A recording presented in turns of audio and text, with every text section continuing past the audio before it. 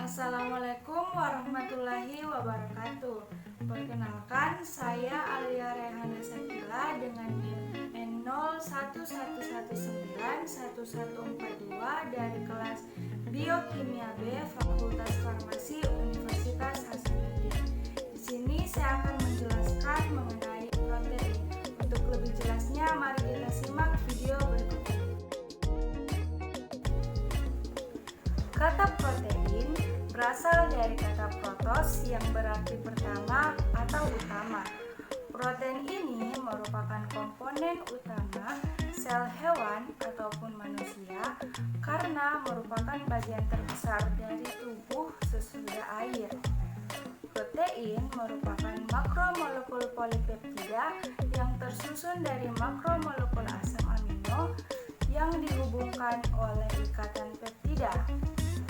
Molekul protein mengandung unsur C, H, O, dan unsur khusus protein dan tidak terdapat dalam karbohidrat atau lemak, yaitu nitrogen.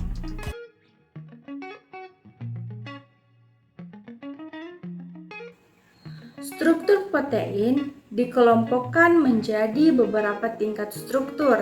Yang pertama, struktur polimer yang menggambarkan sekuens linear residu asam amino dalam suatu protein. Yang kedua, ada struktur sekunder yang dibentuk karena adanya ikatan hidrogen antara hidrogen amida dan oksigen karbonil dari rangka peptida. Struktur sekunder utama meliputi alpha helix dan beta strands. Yang ketiga, ada struktur tersier yang menggambar rantai polipeptida yang mengalami folded sempurna yang kompak. Yang keempat, ada struktur kuartener.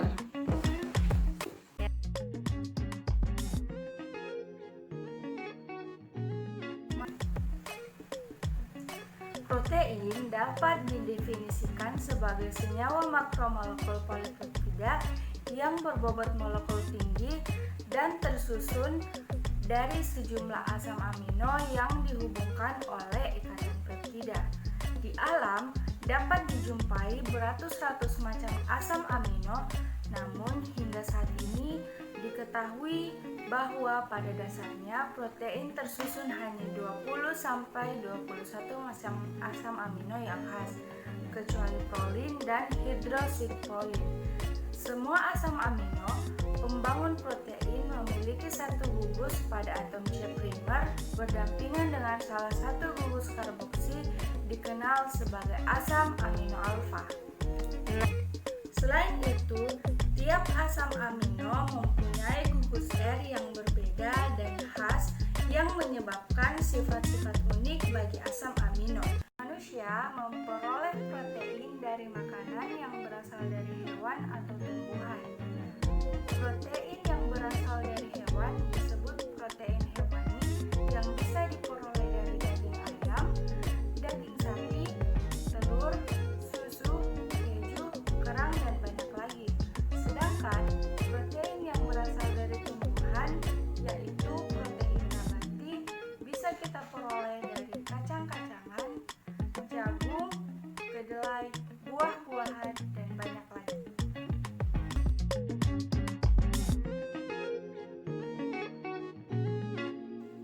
Protein dapat digolongkan menurut fungsi biologisnya, misalnya sebagai protein struktural, katalitik, ataupun protein transport.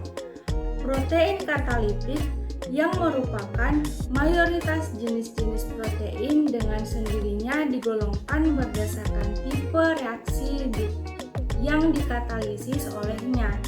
Selain penggolongan di atas, protein juga dapat digolongkan berdasarkan komposisi zat-zat penyusunnya.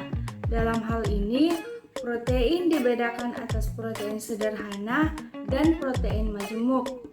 Hidrolisis protein sederhana akan menghasilkan asam amino alfa, sedangkan protein majemuk selain asam amino juga diperoleh senyawa bukan protein yang disebut gugus prostetik.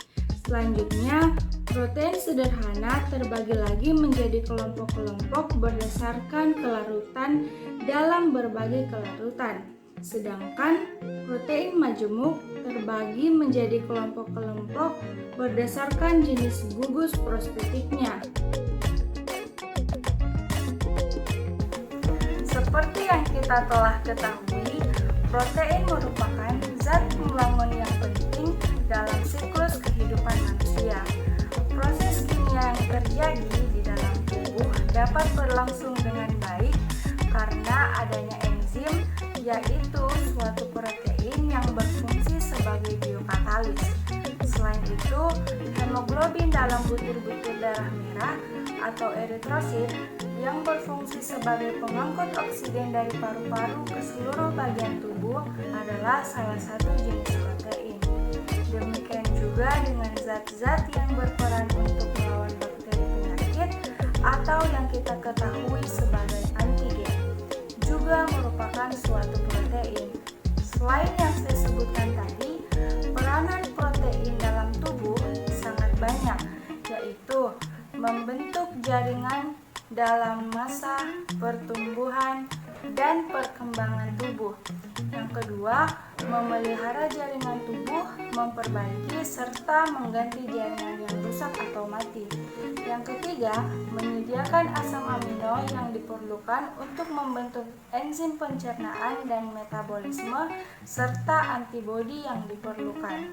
Yang keempat, mengatur keseimbangan air yang terdapat dalam 3 kompartemen, yaitu intraseluler, ekstraseluler, dan intravaskuler. Seperti yang telah saya sebutkan sebelumnya, protein memiliki peranan penting yang penting bagi tubuh. Namun, apabila terlalu banyak mengonsumsi protein hewani, akan membuat sistem pencernaan sulit untuk diuraikan dan diserap secara menyeluruh. Karena makanan yang tidak dapat diserap oleh tubuh akan menumpuk dan akhirnya akan membusuk di dalam tubuh. Racun yang dihasilkan oleh sisa makanan yang menumpuk akan dinetralkan oleh hati. Kondisi inilah yang akan menyebabkan sebagian besar usus dan hati menguras energinya dalam melindungi tubuh dari racun-racun yang ada di dalam pencernaan. Kerugian yang didapatkan oleh tubuh adalah protein akan terbuang sia-sia melalui urin. Selanjutnya, saya akan menjelaskan mengenai denaturasi protein. Denaturasi merupakan suatu struktur sekunder, tersier, dan kuartener terhadap molekul protein tanpa terjadinya pemecahan ikatan kovalen. Denaturasi didefinisikan juga sebagai suatu proses terpecahnya ikatan hidrogen, interaksi hidrofobik, dan terbentuknya lipatan molekul. Denaturasi protein adalah perubahan konformasi yang fundamental dalam semua bagian molekulnya yang penting yang menyebabkan kehilangan aktivitas biologi dan fungsi alaminya.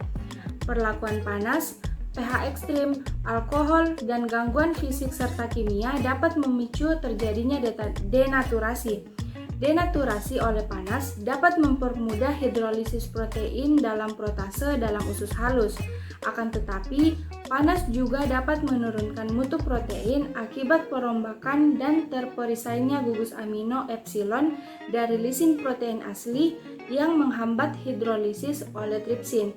Berikut proses denaturasi ditunjukkan dalam gambar yang ada di sini.